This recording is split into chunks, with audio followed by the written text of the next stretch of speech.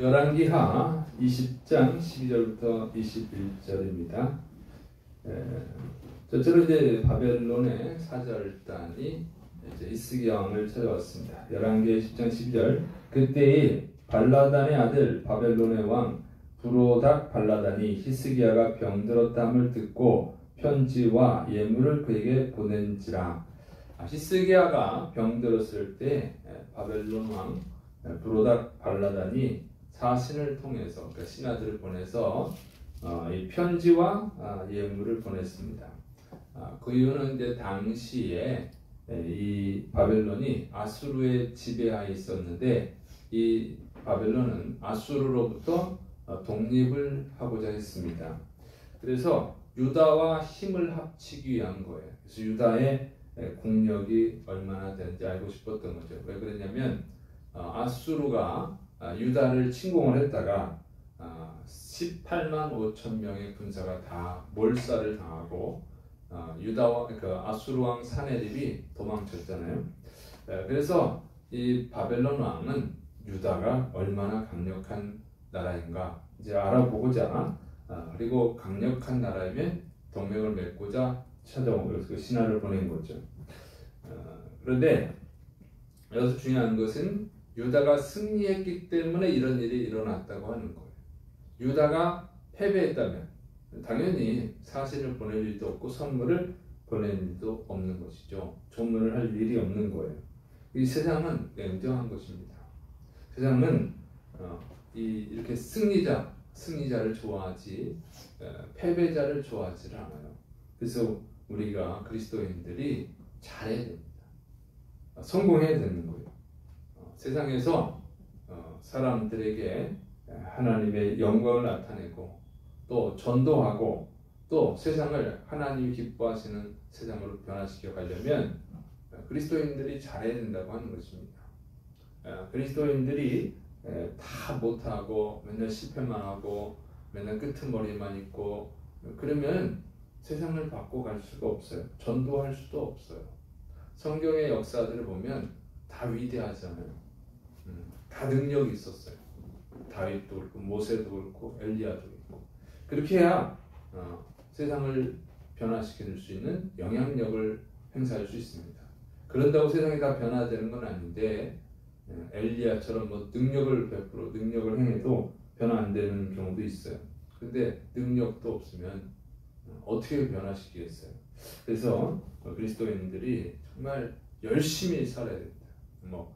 열심히 살고 정직하게 살고 성실하게 살고 부지런하게 살고 이러한 것들로 세상 사람들에게 비춰져야 돼요.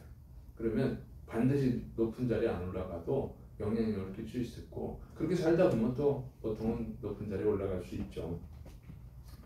자, 그래서 이제 히스기야 왕에게 이제 바벨론의 사절단이 찾아와서 이렇게 축하도 하고 조문도 하고 예물도 드리고 이렇게 한 것이죠. 그때 이제 히스기야는 이 바벨론의 사절단에게 이 사절단이 찾아온 것이 너무 기뻐가지고 자신의 그 보물들을 보여줬습니다.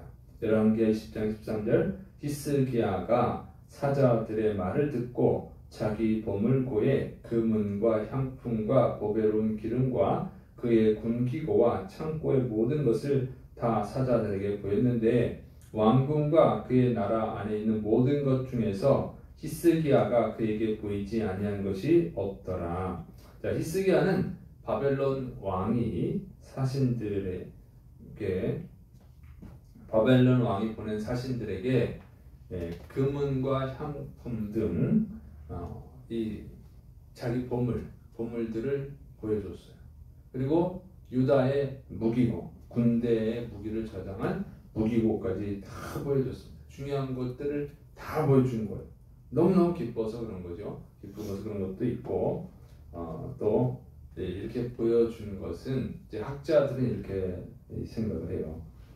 히스기야도 바벨론과 동맹을 맺어서 아수르로부터 안전함을 유지하기 위해서, 안전하게 하기 위해서 동맹을 맺고자 그런 것이다. 이렇게 해석을 해요. 일리 있는 해석이죠. 그래서 히스기야가 우리 국력이 이 정도 된다. 이런 것을 보여주려고 했던 거죠. 그런데 이것 때문에 책망을 받습니다. 이사야 선지자가 이 사신들에게 무엇을 보여줬는지 물어보니까 히스기야가 다 보여줬다고. 보물 창고도 보여주고 무기 창고도 보여주고 다 보여줬다고 대답을 해요.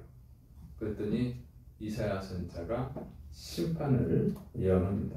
열왕기하 20장 17절 18절 여호와님의 말씀이 날이 이르리니 왕궁의 모든 것과 왕의 조상들이 오늘까지 쌓아두었던 것이 바벨론으로 옮긴 바 되고 하나도 남지 아니할 것이요 또 왕의 몸에서 날 아들 중에서 사로잡혀 바벨론 왕궁의 환관이 되리라 하셨나이다 하니 바벨론이 침공을 해서 왕궁의 모든 그 보물들을 다 가져갈 것이다.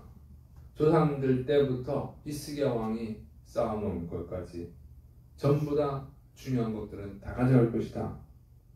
이렇게 예언을 해요. 그리고 히스기야 왕의 후손들이 포로로 끌려가서 환관이 될 것이다. 여기 환관이 되는 것은 꼭 환관, 내심만 말하는 것이 아니라 신앙 그런 의미도 있어요.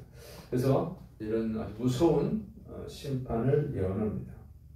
히스기야가 바벨론의 신하들에게 보여준 게 왜 죄가 되는지, 왜 그것 때문에 보물을 뺏기고 또 신하가 돼야 되는지 그 이유는 무엇일까요? 여기 보면은 첫째로는 하나님의 영광을 나타내지 않은 거예요. 히스기야가 아수르 군대를 물리친 것이 아니에요. 하나님이 아수르 군대를 몰살시킨 거예요. 그러니까 이 하나님이 멸망을 시켰기 때문에 하나님을 자랑해야 되는 거죠.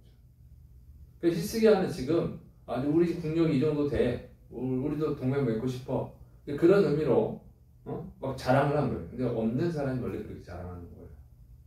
자기 좀 부족한 사람이 그렇게 자랑하는데 보여줄 거 안 보여줄 거 다 보여주는 거지. 그냥 허세. 그런데 허세를 부릴 게 아닌 거죠. 왜냐면 하나님이 물리쳐 주셨잖아요.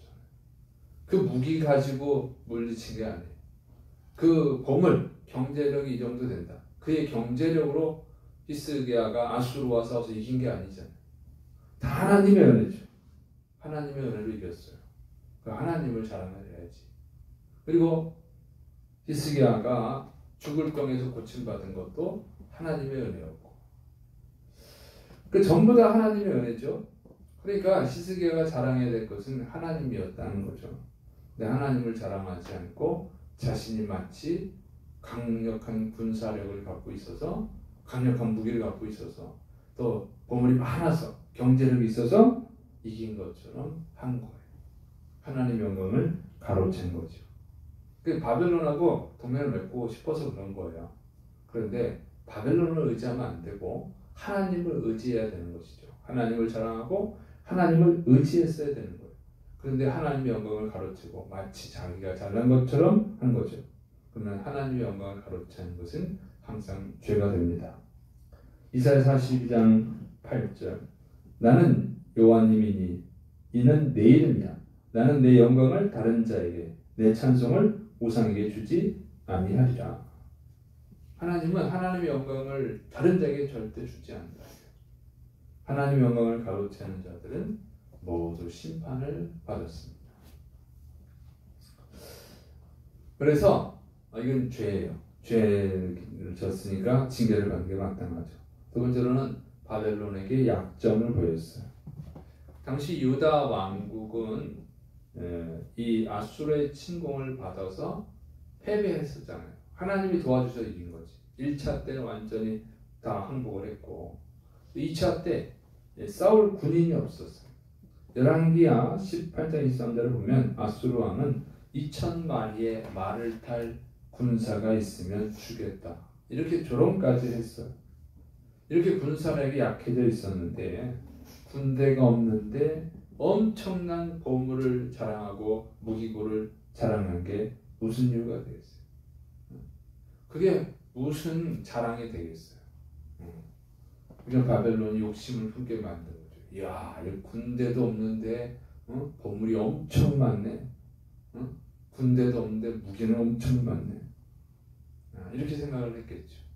그래서 아마 히스기야가 말 안 했어도 저거는 뭔가 히스기야의 군사력으로 경제력으로 이긴 게 아니고 저들이 믿는 하나님의 힘으로, 아니면 그렇게 생각했거나 아니면 운이 좋아서 이겼겠구나, 뭐 이런 식으로 생각했겠죠. 그래서 저기 있는 보물 다 가져가겠다, 이런 생각을 가졌을 거예요. 여러분, 성경에 이 라이스라고 하는 나라가 나오잖아요. 단지파가 다 뺏었잖아. 살기 좋은 땅에 아주 잘 사는데 군사력이 없으니까 단지파가 사사시대에 사사기에 나오죠. 다 뺏어버렸어요. 바로 그런 거예요. 보물이 많은데 지킬 힘이 없으면, 지킬 군사가 없으면 그냥 다 뺏어가는 거죠. 강도들이 그냥 가만히 있겠어요? 내버려 두질 않지. 그래서 바보 같은 일을 했다. 히스기야가 스스로 재무금을 판 것이에요. 그래서 이걸 보면 히스기야가 참 굉장히 감정적이고 또 경솔한 사람이구나 하는 것을 알 수 있어요. 그런데 그나마 나라를 이끌어가는 것은 바로 하나님을 잘 믿어서 그런 거예요. 그래서 우리가 조심해야 되는 것이 있어요. 사람들은 보통 기분이 좋을 때 방심하게 되죠. 방심하게 되고 그러다 보면 실수하는 거예요. 해야 될 말, 안 해야 할 말, 보여줄 거, 안 보여줄 거 다 보여주죠. 그런 거 조심해야 돼요. 특히 사기꾼들은 사람들을 기분 좋게 하잖아요. 재밌는 말로 해가지고 혹하는 말로 해서 기분 좋게 한 다음에 사기를 치죠. 그래서 정말 조심해야 되고, 좋은 일이 있을 때, 정말 좋은 일이 있을 때 우리는 먼저 하나님의 은혜를 생각을 해야 되는 것입니다. 그리고 기분 내키는 대로 할 것이 아니라 하나님의 뜻을 찾고 하나님의 뜻에 순종하는 그런 자가 되어야 돼요. 이거 훈련해야 돼요. 평상시에 좋은 일이 있을 때, 막 사람들이 칭찬해 줄 때 자기가 잘난 줄 생각하면 실수하는 거예요. 하나님의 은혜지. 하나님이 나에게 왜 이런 은혜를 베풀었을까? 그리고 그 뜻을 찾고 순종해야 됩니다. 그 훈련을 해야 돼요. 그래야 히스기야처럼 실수하지 않죠. 자, 그런데 히스기야가 이사야 선지자로부터 이 심판 예언을 듣고, 그런데 감사합니다. 하나님께 감사를 드려요. 자, 왜 감사했을까? 좀 히스기야가 그래도 좀 잘하는 면들이 있어요. 이 감사하는 게 참 이해가 안 되죠. 유다가 멸망당해서 보물들이 약탈당하고, 그 후손들 중에 신하될 자들이 있고, 바벨론의 신하될 자들이 있고, 포로로 끌려가고, 이게 좋은 얘기가 아니죠. 근데 감사하는 이유가 있어요. 히스기야가 하나님의 영광을 나타내지 않은 것, 가로챈 것, 그것이 심각한 죄인 것을 알고 깨닫고, 그리고 그럼에도 불구하고 하나님이 자기가 사는 날 동안에 태평과 진실을 주시는 것. 태평과 진실은 평화와 안전을 뜻하는 거예요. 그걸 약속해 주신 것에 대해 감사한 거죠. 이런 부족한 자에게 죽을 자를 살려주시고, 또 실수한 자에게 그래도 은혜를 베풀어 주시는 것에 대해서 이제 감사하는 것입니다. 두 번째로는 히스기야의 아들이 므낫세예요. 아주 악한 왕이죠. 아마 히스기야도 알았을 거예요. 물론 어리긴 했지만 세상을 보여주는데 어딘가를 간다고. 어릴 때 안 좋으면 커서 안 좋은 경우가 많거든요. 그러니까 히스기야가 믿음이 그 아들 므낫세가 좋지 않고, 성품이 좋지 않고, 그러니까 희망이 없죠. 자기가 봐도. 그리고 유다 백성들의 신앙이 좋지 않아요. 히스기야가 신앙 개혁을 했잖아요. 우상을 깨뜨리고 산당을 깨뜨리고, 그럼에도 불구하고 백성들은 사실은 우상을 근절시키지 않았어요. 숨어서 몰래 우상 숭배했죠. 그러니까 이 자기가 신앙 개혁, 종교 개혁의 한계를 안 거예요. 아마 히스기야는 유다 왕국이 멸망할 것이라고 예측을 했을 겁니다. 그리고 그 미래를 자신이 바꿀 힘이 없어요.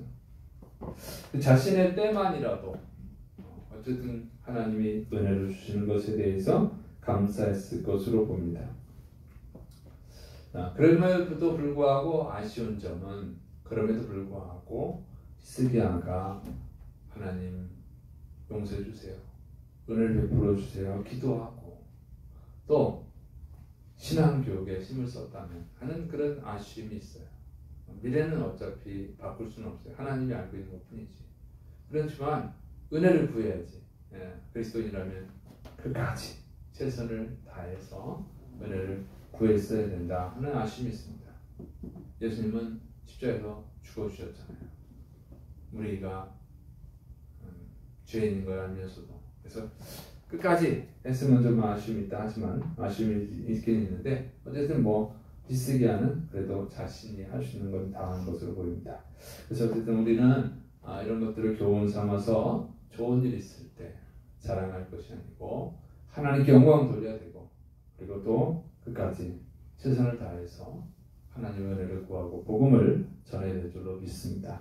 기도하겠습니다. 사랑이 많으신 하나님 아버지, 히스기야 정말 착한 왕, 선한 왕으로 알려졌지만 또 여러 가지 부족한 면들이 있습니다. 하나님, 그럼 우리는 얼마나 더 많이 부족하겠습니까? 우리의 부족함을 용서해 주시고 우리가 하나님 앞에 바로 설 수 있도록 다른 사람들도 주님 앞으로 그리스도께 인도할 수 있도록 우리에게 믿음을 더하여 주옵소서. 예수님의 이름으로 감사하며 기도드립니다. 아멘.